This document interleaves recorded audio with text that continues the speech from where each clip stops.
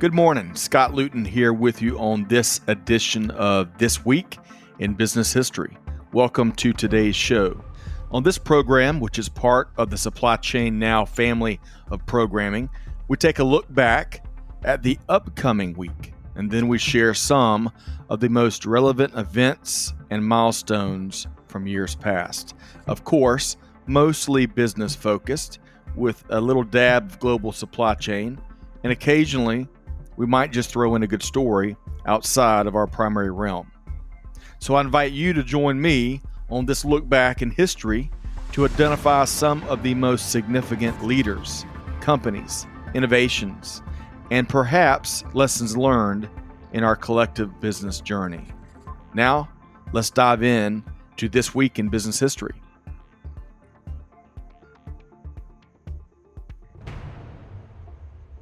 Hello and thanks for joining us. I'm your host, Scott Luton, and today on this edition of This Week in Business History, we're focused on the week of January 4th. Thanks so much for listening to the show. Today we're offering a double feature. That's right. We're diving into the backstory of two business and industry leaders that made their marks in different ways, each paving the way for others to follow in their successful footsteps. Stay tuned, and thanks again for joining us here on This Week in Business History, powered by our team here at Supply Chain Now. Katharine Ryan Gibbs was born January 10th, 1863, in Galena, Illinois, the daughter of a prosperous meat packer and granddaughter of Irish Catholic immigrants. Katharine's father was adamant about her education and sent her to New England for both a formal and a cultural education. In 1882, she graduated from the Academy of the Sacred Heart in New York City, which is now known as Manhattanville College. Katharine married William Gibbs in New York City in 1896, and the couple moved to Cranston and then on to Providence, both in Rhode Island. The Gibbs loved to sail together, but unfortunately, that would lead to tragedy. In 1909, William Gibbs died in a boating accident at Edgewood Yacht Club when a sailing mast would fall on his head.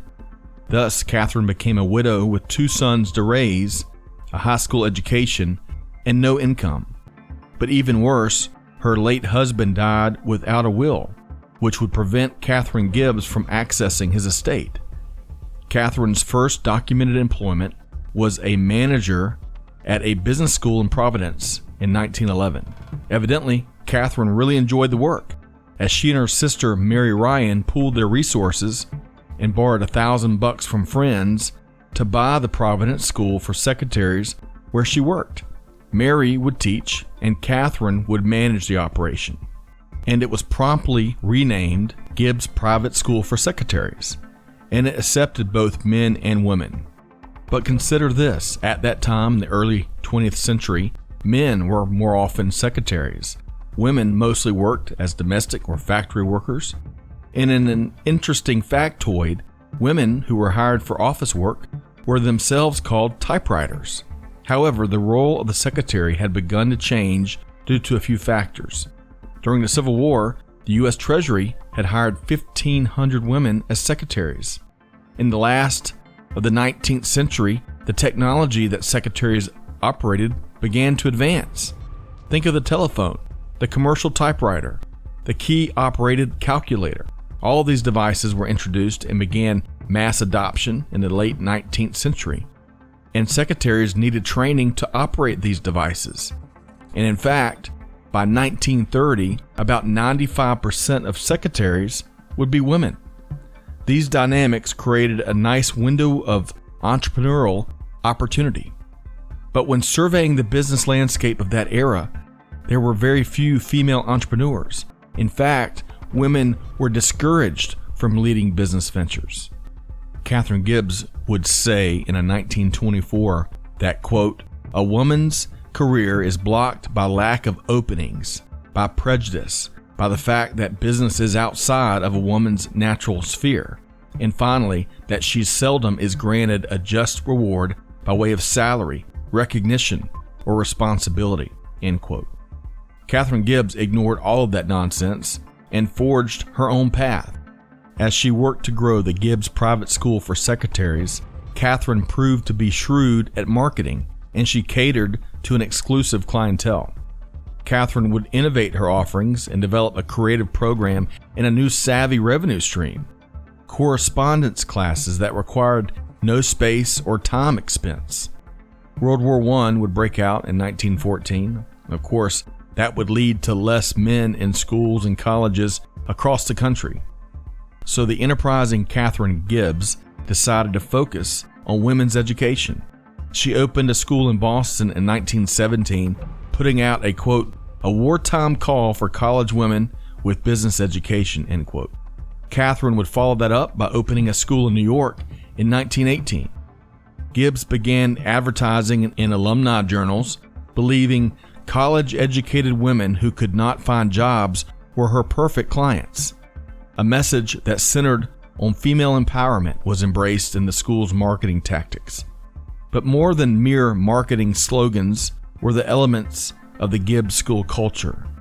Stand above the crowd, excellence in all you do, hold to your purpose. All of these and others were standards set by Katharine Gibbs and her institution. The students at Gibbs Private School for Secretaries were required to wear business suits, high heels, and white gloves, and carry briefcases to school, all of which set them apart from other women of the day. The strong culture of the institution was undeniable, and it helped develop a strong reputation for its graduates. These graduates would become known in the market as Gibbs girls, and they were well known to be highly professional and polished, punctual and organized, uncompromising when it came to business protocol. The school was incorporated in the 1920s. The Alumni Association began, and the first alumni magazine was all published. Enrollment reached about 1,000 students. Katharine and her family lived on Park Avenue in New York and enjoyed a rather prosperous lifestyle. Then came the Great Depression in 1929. Globally, gross domestic product, aka GDP, collapsed by an estimated 15%. Consider that, by contrast, global GDP fell by less than 1% during the Great Recession that took place in 2008 and 2009. The Great Depression caused the Gibbs School to suffer a severe loss of enrollment, but the school would adapt by systematizing the requirements and qualifications for an executive secretary, all while promoting its excellent reputation. These adjustments would help the school mitigate the impact of the Great Depression. But sadly, the economic turmoil would cost the Gibbs family dearly. Katharine Gibbs' oldest son, Howard, would commit suicide in 1934 by jumping out of a building. That loss, as well as the stress of the times, would certainly take a toll on Katharine Gibbs, who would pass away on May 9th, 1934, just about 2 months after the loss of her son. After her passing, Katharine's son Gordon became president, and along with his wife, ran the school. And soon enough, Gibbs school graduates were in high demand, back to filling a wait list and commanding higher salaries. Following his mother's tradition of adaptability, Gordon established an unprecedented revenue stream, a winter campus in Bermuda, long before college study abroad was common. Because of the great need for office workers during World War II, the Chicago business community requested in 1943 that a Gibbs campus be established there. The school continued to grow with its first suburban campus in Montclair, New Jersey in 1952, followed by Huntington, New York in 1972, and campuses later were added in Norwalk and Farmington, Connecticut, Philadelphia, Valley Forge, and Norristown, Pennsylvania, Piscataway and Livingston, New Jersey, Vienna, Virginia, and Rockville, Maryland. The sterling reputation for its graduates and all of this geographic growth made Gibbs the leading secretarial school for many decades. Alumni included Pat Ryan, who later became managing editor of People magazine, New Jersey's Superior Court Judge Joyce E. Munkacy, Doris Tarrant, first woman president of the multi-million-dollar United Jersey Bank North, U.S. Ambassador Joan M. Clark, Marion West Higgins, the first woman elected Speaker of the New Jersey Assembly, Mary Slattery Stultz, a Newberry honor author. Karen Curry, Senior Vice President of Corporate Fragrance Development at Estee Lauder. And Karen Eddy Kent, the first female in the country to head a trade association. The Gibbs family sold the school in 1968, but the school continued with its excellent reputation intact until 2011.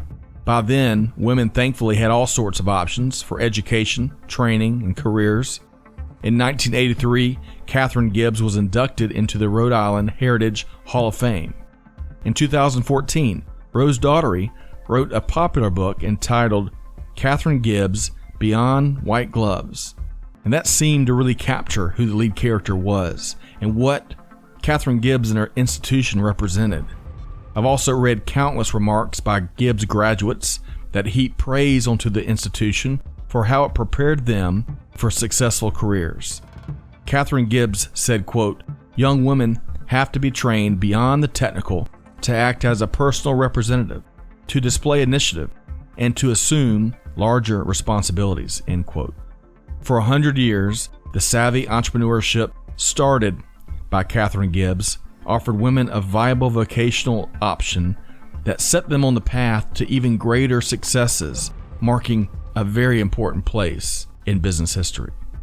All right, moving right along to our second topic of today's podcast on This Week in Business History. Frederick Drew Gregory was born January 7th, 1941 in Washington, D.C., and grew up there in an integrated neighborhood. His father, Francis, was an educator who served as assistant superintendent of the D.C. public school system and the first black president of the Library Board of Trustees. Gregory's mother, Nora, was a lifelong educator and public library advocate. Many of Gregory's family were accomplished public servants. In fact, his mother's brother was the highly distinguished physician, surgeon, and researcher, Dr. Charles Drew, whose efforts in the field of blood storage have been celebrated for saving perhaps millions of lives. As a child, Fred Gregory developed a keen interest in speed and would race small boats off Columbia Beach in Maryland. He told Fox News in 2020 that, quote, "I guess I would have to go back to when I was a very young kid, probably when I was 5 or 6, and one of the groups of friends that my parents had was a group of pilots. I remember sitting at their feet listening to them talk about flying," end quote. Gregory graduated from Anacostia High School and then attended the United States Air Force Academy, where he received his undergraduate degree in military engineering and his Air Force commission. During his time at the Air Force Academy, he was the only African American in his class. Fred Gregory earned his wings after helicopter school. He flew in Vietnam, transitioned to fighter aircraft, attended the Navy Test Pilot School, and then conducted testing as an engineering test pilot for both the Air Force and NASA. During his time in the Air Force, Gregory logged more than 7,000 hours in more than 50 types of aircraft as a helicopter, fighter, and test pilot. He flew over 500 combat rescue missions in Vietnam. Gregory also received a master's degree from George Washington University in information systems. In 1978, Fred Gregory applied for and was chosen as a member of the first class of Space Shuttle astronauts, and he served in launch support for the first 2 shuttle missions. Gregory became the first African American to pilot a spacecraft, which was the orbiter Challenger on mission STS-51B in 1985. Less than 2 years later, Fred Gregory was serving as a flight controller on January 28, 1986, the fateful day of the Challenger disaster, which cost the lives of all 7 astronauts aboard. On a side note, I was in 4th grade on that day in 1986, and like most anyone else, will never forget it. Such a terrible day of loss for all those at NASA, the astronauts' families, and our country. However, I'd like to point out that out of all that tragedy, I believe it influenced a generation's renewed interest in space exploration. I know that it certainly sparked for me what has become a lifetime fascination, not only with NASA, but also space exploration in general. So now back to our story. As Fred Gregory would become the first African American to command any space mission, with the launch of STS-33 in 1989 on the orbiter Discovery, which carried a classified payload. In his career, Gregory logged more than 450 hours in space. He once told Ebony magazine that, quote, "From our vantage in space, we couldn't help but redefine the world where we all are part of a whole global entity based on the absence of political and arbitrary boundaries on planet Earth," end quote. After he left the astronaut office, he assumed the roles of Associate Administrator for Safety and Mission Assurance from 1992 to 2001, and as the Associate Administrator for Space Flight from 2001 to 2002, before becoming the NASA Deputy Administrator from 2002 to 2005. He also briefly served as NASA Acting Administrator in 2005. Now, Gregory serves on numerous prestigious boards, fraternities, societies, and associations. He has received countless distinguished honors, including being named to the Astronaut Hall of Fame, being recognized with 3 Distinguished Flying Cross medals, Air Force Meritorious Service Medal, National Society of Black Engineers Distinguished National Scientist Award, and so many others. Gregory resigned from NASA in October 2005, having flown everything from helicopters to jet fighters to space shuttles, in a monumental career of broken records and service to the country. Fred Gregory's long and distinguished and highly successful career is certainly a model of inspiration and leadership to all in the business world. Well, that just about wraps up this edition of This Week in Business History. Those were a couple of stories that stood out to us, but what do you think? Find us on LinkedIn, Twitter, Facebook, or Instagram, and share your comments there. We're here to listen. Very special thanks also to Deb Cooey, who has been providing excellent research for the series. On that note, thanks to you, our listener, of course, for tuning in to the show each week. Be sure to check out a wide variety of industry thought leadership at supplychainnow.com. Series such as Tequila Sunrise, Tech Talk Digital Supply Chain Podcast, Digital Transformers, and much, much more. Hey, friendly reminder, of course, you can find This Week in Business History wherever you get your podcasts from. And be sure to tell us what you think. We'd love to earn your review. On behalf of the entire team here at This Week in Business History and Supply Chain Now, hey, this is Scott Luton wishing all of our listeners nothing but the best. Do good, give forward, be the change that's needed. And on that note, we'll see you next time here on This Week in Business History. Thanks, everybody.